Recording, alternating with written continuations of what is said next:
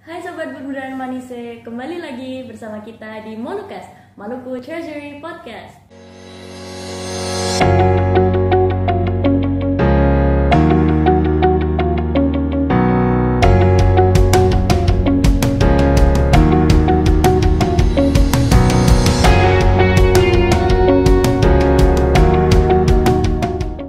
Nah, kali ini ada yang sedikit berbeda nih. Kemarin kan kita udah ngomongin tentang pen.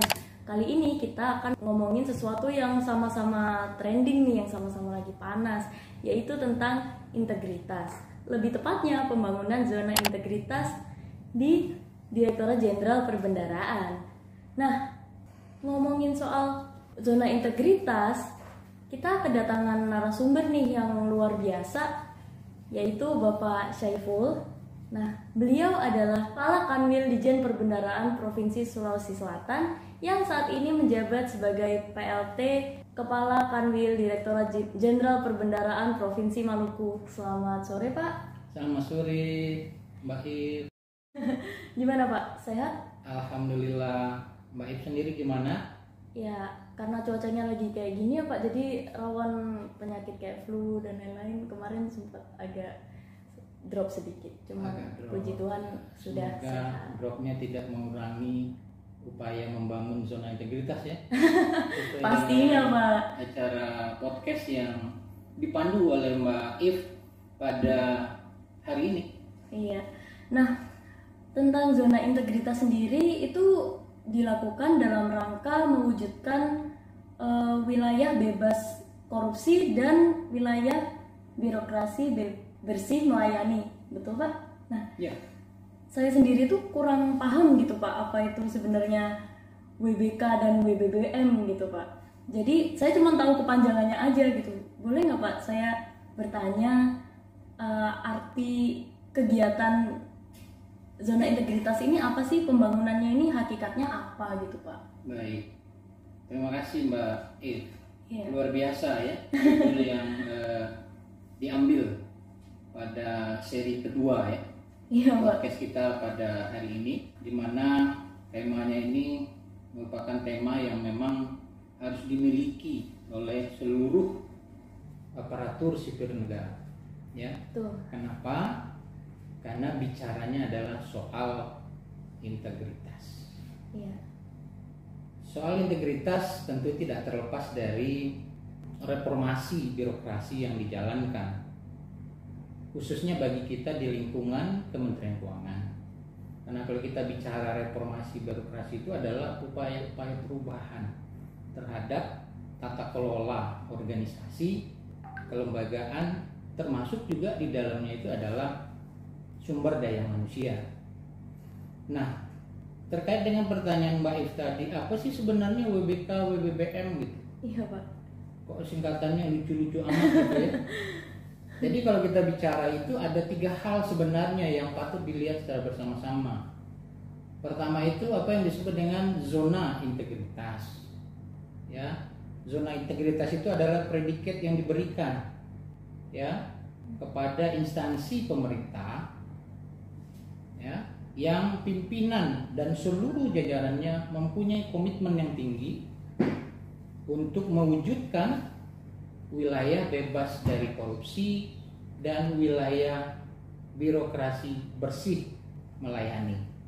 Dan ini merupakan sarana dalam menjalankan tadi reformasi birokrasi. Nah, Mbak If, mungkin terasa agak sedikit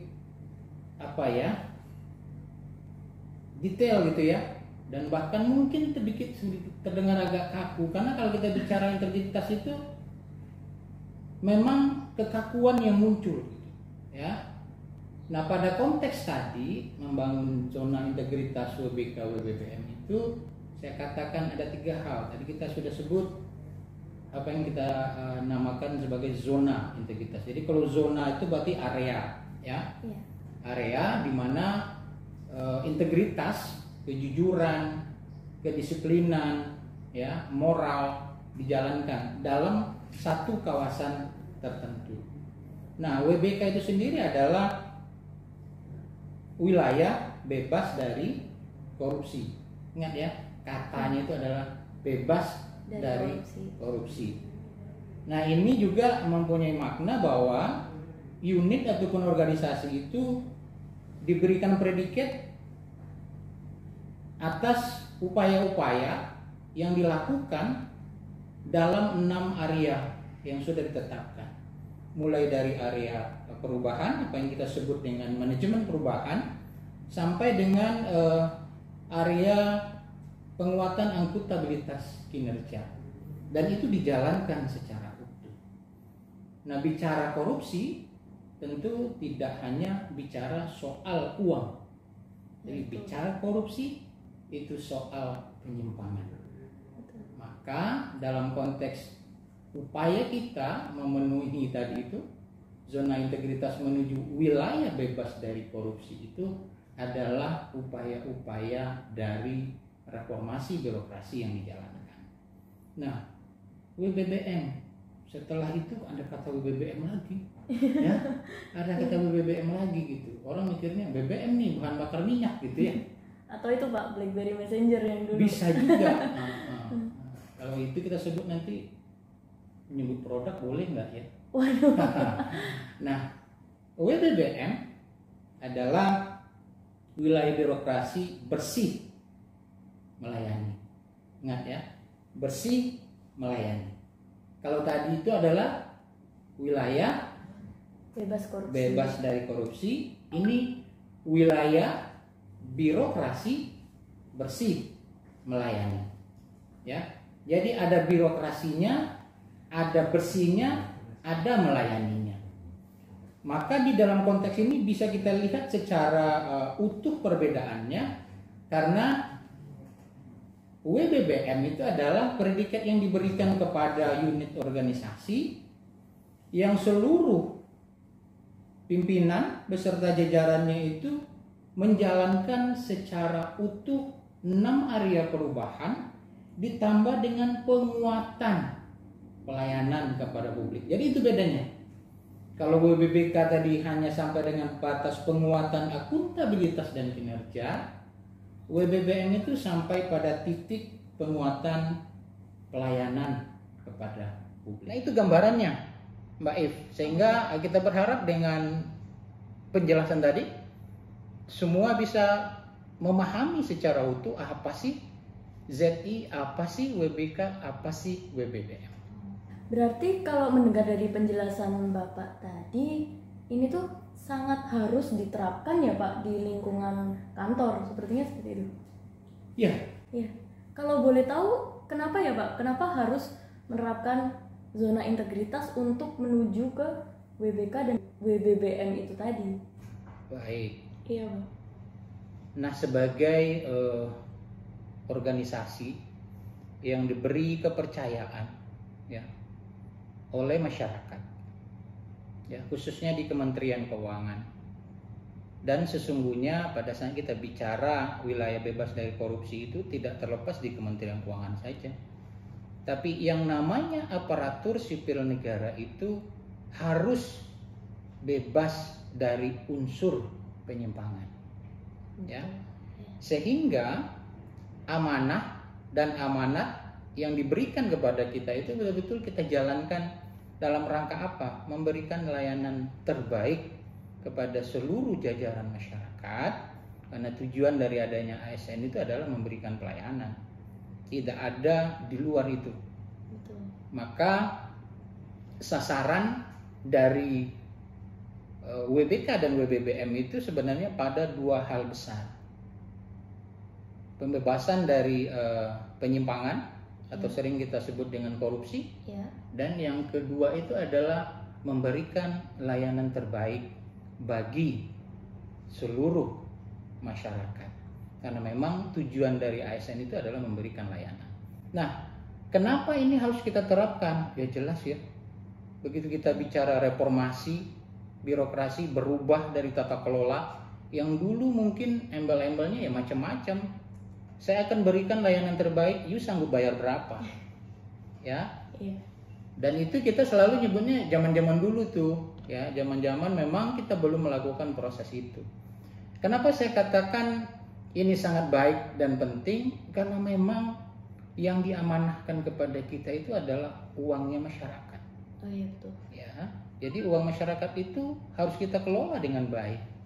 Ya, sehingga tujuannya sangat mulia, menghindari penyimpangan dalam bentuk apapun yang sepenuhnya kita arahkan bagi kesejahteraan masyarakat. Sehingga pola pikir yang selama ini berjalan kita itu harus dilayani, itu sudah harus dirubah. Kenapa? Karena ASN itu adalah melayani, bukan untuk dilayani, tapi untuk melayani. Maka orang-orang yang memberikan amanah itu kepada kita melalui apa yang kita sebut selama ini dengan APBN sepenuhnya adalah bagi kesejahteraan masyarakat. Melalui apa? Tidak disimpangkan, tidak dikorup, dan berikan layanan terbaik. Itu sangat mulia ya tujuannya, sehingga tidak korupsi itu menjadi sesuatu yang penting untuk kita terapkan dan kita laksanakan. Nah, seperti itu. Kalau berarti lebih ke kebiasaan dan budaya serta mindset mungkin ya Pak, untuk tidak melakukan korupsi yang harus diterapkan terlebih dahulu, itu ya? Bisa dia, bisa tidak ya Mbak If. Ya. Jadi saya selalu mengatakan begini, kalau dalam sudut pandang pribadi, kalau ada orang yang mengatakan saya tidak korupsi, itu adalah prestasi, saya mengatakan tidak. Kenapa? Karena untuk tidak korupsi, untuk tidak menyimpang itu keharusan. Ya, betul. Jadi harus gitu, karena kita mengelola dana publik itu ya nggak boleh korupsi, nggak boleh nyimpang sedikit pun. Ya, maka kita sangat beruntung sebenarnya di Kementerian Keuangan. Kenapa saya katakan beruntung? Karena integritas itu sudah menjadi darah daging gitu ya, yang kita camkan di Kementerian Keuangan. Karena memang kita punya value yang salah satunya itu adalah integritas di dalamnya, sehingga sudut pandang orang dalam tata kelola organisasi yang baik ya, yang mampu memberikan persepsi layanan yang tinggi dan indeks anti korupsi yang rendah gitu, itu memang suatu kewajiban gitu ya bagi kita dan keharusan. Jadi kalau ada yang nanti berpredikat WBK, WBM tersenang gitu ya, bagi saya itu adalah keharusan, bukan merupakan suatu prestasi, walaupun itu hanya sebatas pemberian predikat.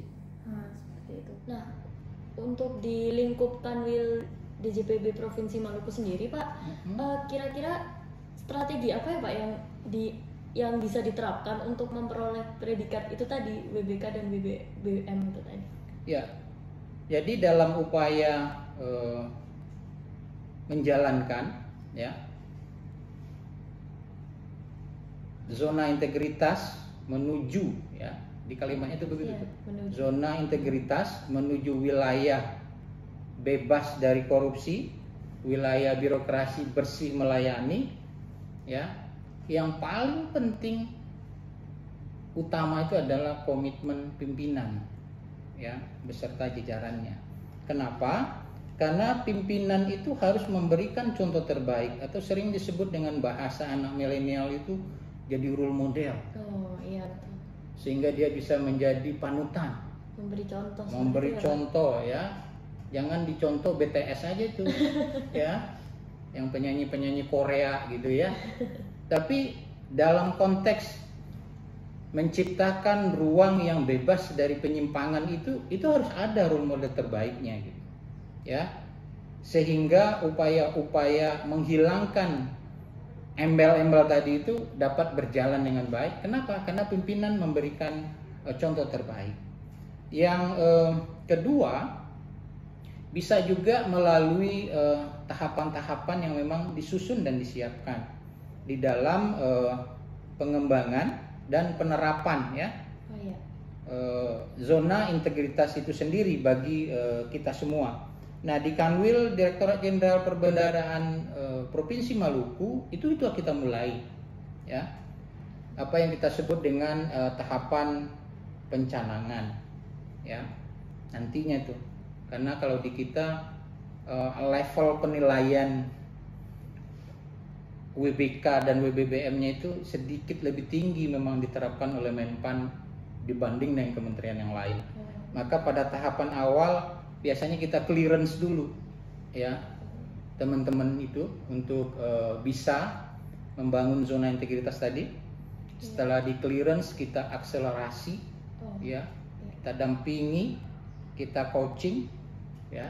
Setelah itu dicanangkan, ya. Setelah proses akselerasi ini kita lakukan dan semua sudah pada relnya sudah baik, baru kita canangkan. Jadi ada pencanangan zona integritas. Nah, kita di Kanwil sekarang ini tahapannya baru pada tahapan kedua, akselerasi. Ya. Nah, tahun depan insya Allah kalau nggak ada halangan, dan saya berharap nggak ada halangan ya, namanya untuk menciptakan tadi itu wilayah bebas dari korupsi yang merupakan keharusan itu, ya memang tidak perlu ada halangan gitu, dan jangan sampai ada, baru nanti kita bangun, ya. Jadi pembangunan zona integritas. Nah, ini betul-betul seluruh sumber daya yang ada, yang kita punyai, kita kerahkan, ya, di bawah komitmen pimpinan, ya. Setelah nanti pembangunan dimulai, baru masuk tahapan dilakukan penilaian, ya, baik oleh internal maupun nanti penilaian tingkat nasional oleh teman-teman dari Menpan sesuai dengan tusinya. Nah, penilaian di tingkat eselon 1 ini juga ada batasan-batasan tertentu yang harus dipenuhi oleh kita semua, ya. Karena memang standar tadi yang ditetapkan cukup tinggi. Maka seluruh unsur-unsur yang memang kita siapkan dan kita butuhkan dalam membangun wilayah bebas dari korupsi ini kita penuhi secara nyata. Dan prosesnya itu tidak berhenti sampai di situ. Setelah nanti ada penilaian nasional dapat predikat terus selesai, enggak.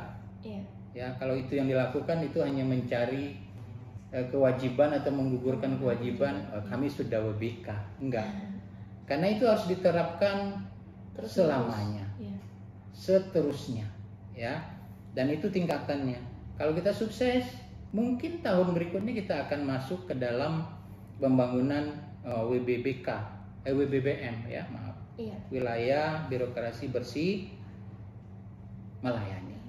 Nah, itu kira-kira tahapannya tuh, Mbak Evelyn. Sehingga kita semua memang harus bersiap diri, ya. Karena di dalam satu unsur dari pembangunan zona integritas WBK itu adalah area perubahan untuk manajemen perubahan, ya. Termasuk juga nanti manajemen tata laksana. Kalau kita nggak siap untuk berubah, akan sulit, ya. WBK ini akan bisa kita capai dan kita bangun. Balik lagi ke mindset itu tadi mungkin ya Pak ya? Bisa. Oke. Lalu kan kalau WBM dan WBBK ini sendiri tentunya harus masyarakat harus tahu dong Pak, kalau kita melayani dengan penuh tanggung jawab, dengan bersih dan bebas dari korupsi seperti itu. Berarti kan diperlukan adanya publikasi mungkin ya Pak ke masyarakat. Nah, salah satunya kan melalui media ya Pak mungkin kalau di era saat ini. Nah, kalau untuk publikasi dari media sendiri bagaimana ya Pak sebagai dukungan dari pelaksanaan kegiatan zona integritas ini? Ya, Mbak Evelyn, jadi kalau dalam beberapa tahapan yang memang kita susun, mulai dari proses tadi itu akselerasi atau clearance dari unit, maka pada saat pertama kita ditetapkan akan membangun zona integritas, maka pencanangannya perlu dibuat. Nah, dalam rangka pencanangan ini banyak langkah yang bisa kita lakukan, ya. Bisa mencetak banner, bisa juga pamflet gitu ya. Yang jelas public campaign itu sangat penting. Apalagi di era digitalisasi sekarang, hampir bisa dikatakan semua sarana bisa kita gunakan. Dan ini penting, ya. Kalau di kita di Kanwil Direktorat Jenderal Perbendaharaan Maluku kan punya banyak itu media sosial. Betul. Maka sarana media sosial itu dapat dimaksimalkan pemanfaatannya guna apa? Memberikan informasi kepada semua stakeholder kita bahwa kita berkomitmen membangun zona integritas menuju WBK WBBM yang sepenuhnya akan memberikan layanan terbaik bagi mereka. Nah, di samping media-media sosial tadi itu, public campaigns ini bisa juga kita lakukan dalam beberapa forum gitu ya, kepada masyarakat ataupun kepada stakeholder yang kita yang kita layani, bisa melalui stakeholder day gitu ya, atau stakeholder gathering, atau bisa juga dibuatkan pin khusus yang setiap hari kita pakai, kita terapkan ya, atau juga bisa dengan menempatkan di dalam semua surat persyaratan yang kita lakukan bahwa kita membangun zona integritas ya, bahwa kita layanannya tanpa biaya. Dan yang tak kalah pentingnya, apa yang Mbak Evelyn lead pada hari ini melalui podcast Molukas, nah, ya, yang kita punya secara bersama-sama. Nah, nanti dengan itu ya kita berharap upaya-upaya memberikan informasi kepada masyarakat dan seluruh stakeholder itu dapat terpenuhi dengan baik. Dan public campaign ini juga perlu diperhatikan karena tidak semua juga orang melek teknologi. Jadi jangan juga nanti semua teman-teman digitalisasi gitu ya. Tidak ada yang tadi itu ada banner, ada spanduk, ada apa lagi tuh? Pamflet, ya. Ada grup WA, bisa ya, semua macam bisa kita lakukan. Berarti banyak ya Pak mungkin medianya gitu? Iya, semua sarana tempat menyalurkan dan menyampaikan informasi itu bisa kita manfaatkan. Seperti itu, berarti ini penting sekali ya Pak untuk mempublikasi dan menerapkan zona integritas ini sendiri. Tapi sayang sekali karena keterbatasan waktu kita, nanti kita akan lanjut di segmen berikutnya. Nah, mungkin dari Pak Kando sendiri ada yang mau disampaikan sebelum kami tutup, Pak? Iya, waktunya memang terbatas ya. Karena kalau kita bicara integritas itu rasanya nggak habis. Karena bicara integritas, bicara kejujuran, satu kata kejujuran dalam integritas itu kita butuh 1 hari mungkin mendiskusikan. Apalagi bicara tidak korupsi ya, melayani dengan hati dan bersih gitu. Betul. Oleh karena itu, sebagai pemberi kemudahan bagi kita semua dan kesuksesan untuk kita menerapkan zona integritas, walaupun saya yakin dan percaya semua unit di Kementerian Keuangan dan khususnya di Dirjen Perbendaharaan itu tidak usah diragukan lagi integritasnya. Karena kunci untuk tidak korupsi itu adalah integritas. Kita sudah katakan integritas itu adalah darah daging kita. Atau bisa kita bilang integritas itu bagi kita harga mati gitu. Betul. Ya, tidak ada yang bisa ditawar. Oleh karena itu ada 3 hal quote yang mungkin bisa saya sampaikan pada kesempatan ini sebagai pesan moral bagi kita semua. Pertama, bekerjalah kita dengan penuh integritas seolah-olah kita sedang diawasi. Kalau itu teman-teman terapkan, dimanapun teman-teman berada, teman-teman tidak akan pernah berniat untuk menyimpang. Yang kedua, karena bicara WBK, WBBM, tadi tidak korupsi itu WBK ya. WBBM itu bersih melayani. Maka pesannya adalah berikanlah layanan terbaik bagi seluruh stakeholder sehingga mereka merasa nyaman dengan layanan yang kita berikan. Ya, kalau teman-teman ingin memaknai kata nyaman itu silakan dicari. Ya, kalau saya selalu bilang kalau orang nyaman pacaran dengan seseorang pasti dia senang gitu, tenang. Kenapa nyaman? Karena layanannya baik banget. Ya, sehingga dia merasa nyaman. Dan yang ketiga, bagi saya dan saya berharap bagi teman-teman juga semua bahwa tidak korupsi itu bukan prestasi. Betul. Tapi tidak korupsi itu adalah keharusan. gitu Pak. Penutup yang luar biasa sekali ya Pak tadi 3 quote-nya itu. Nah, untuk penutup hari ini aku mau kasih pantun nih buat kalian. Padi ditumbuk menjadi beras, beras dimasak menjadi nasi. Mari membangun zona integritas untuk wilayah bebas dari korupsi. Cakep. Nah, sekian untuk episode kali ini. Nantikan kita di episode selanjutnya. Tetap di Molukas. Dadah.